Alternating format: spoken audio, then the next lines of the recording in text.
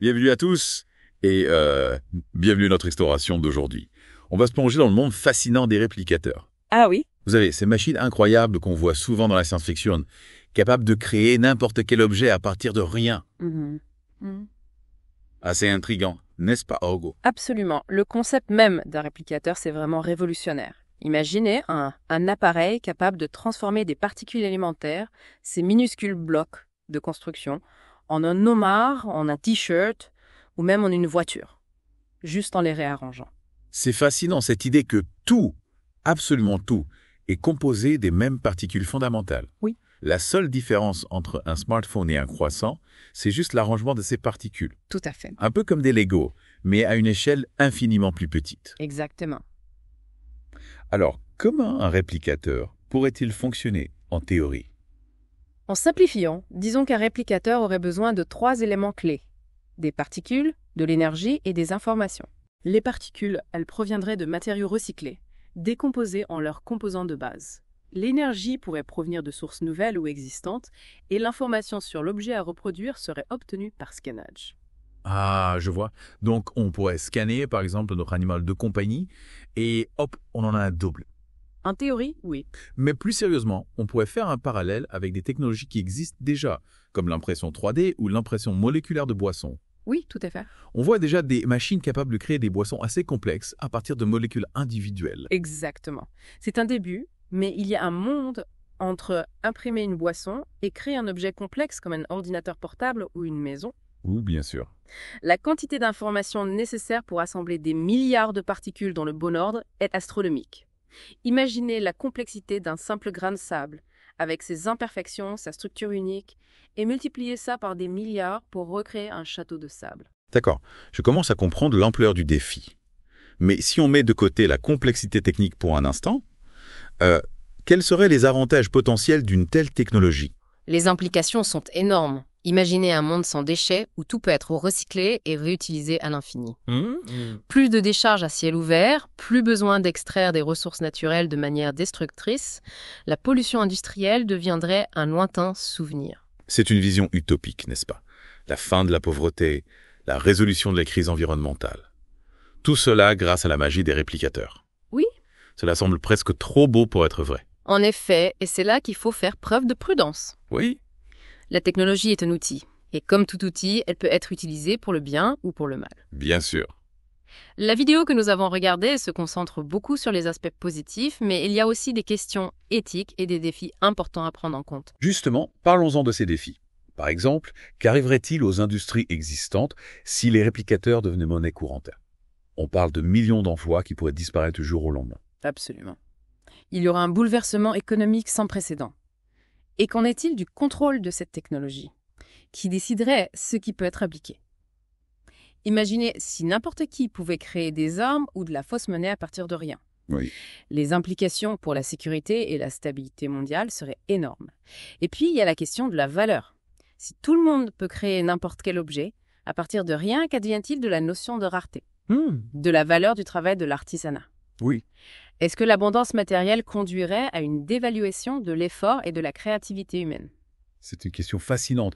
On touche là à des aspects philosophiques assez profonds. Oui.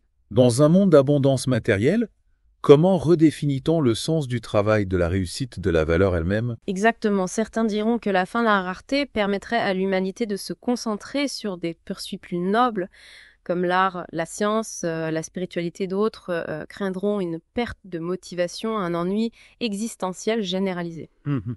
C'est un peu vertigineux d'imaginer un tel bouleversement, et on ne parle là que des conséquences sociales et économiques, mais qu'en est-il des défis techniques? Est-ce qu'on peut vraiment concevoir des machines capables de manipuler la matière à un niveau aussi fondamental? C'est là que ça devient vraiment intéressant. La vidéo que nous avons regardée évoque des avancées scientifiques majeures qui permettraient de surmonter ces défis, mais si on creuse un peu, on se rend compte qu'il reste des obstacles colossaux. Par exemple? Prenons la question de l'énergie, décomposer la matière en particules élémentaires, puis les réassembler en un nouvel objet. Cela demande une quantité d'énergie phénoménale, même avec des sources d'énergie nouvelles et plus efficaces. L'impact environnemental pourrait être considérable. Oui, c'est vrai, on ne peut pas ignorer la question de la durabilité. Et quid de la gestion de l'information stockée et traiter les données nécessaires pour assembler des milliards de particules dans le bon ordre? Cela représente un défi informatique colossal. Absolument, on parle de volume de données astronomiques. Imaginez les plans de construction d'un avion. Avec chaque atome précisément positionné, il faudrait des capacités de stockage et de traitement de l'information bien au-delà de ce que nous savons aujourd'hui.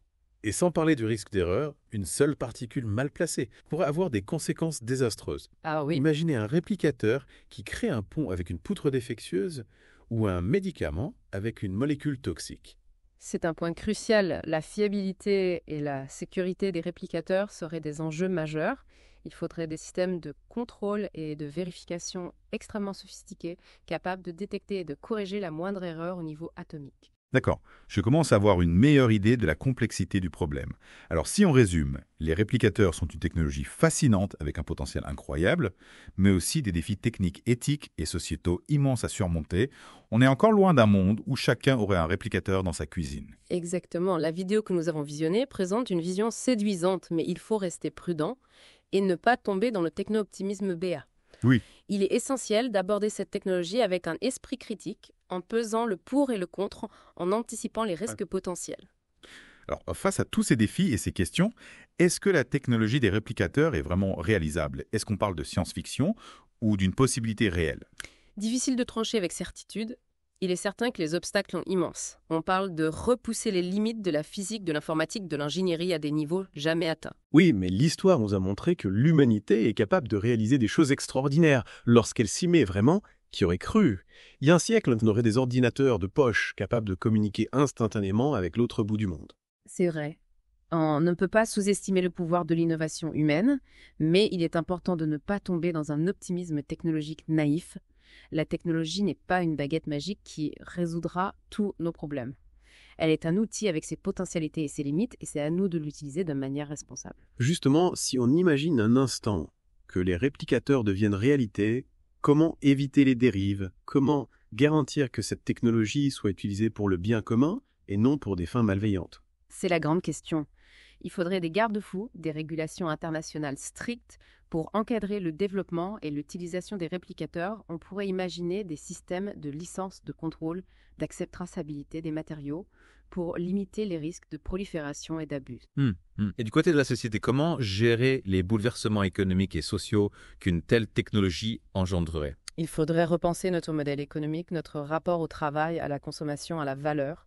Certains parlent d'un revenu universel, d'une réduction du temps de travail, d'une revalorisation des activités non marchandes. Ce serait une transformation profonde de nos sociétés, un véritable saut dans l'inconnu. Exactement.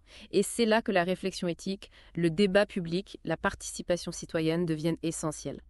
Il ne faut pas laisser la technologie dicter notre avenir, c'est à nous, collectivement, de décider comment nous voulons utiliser ces outils puissants pour construire un monde meilleur.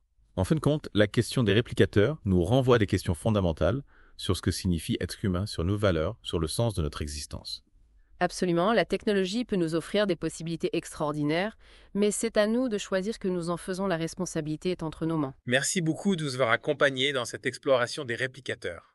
C'est une technologie qui nous force à regarder vers l'avenir, à imaginer des mondes possibles, à questionner nos certitudes. Et c'est en se posant ces questions, en débattant, en réfléchissant ensemble, que nous pourrons faire en sorte que la technologie soit au service de l'humanité et non l'inverse. À bientôt pour une nouvelle plongée dans les profondeurs de la connaissance.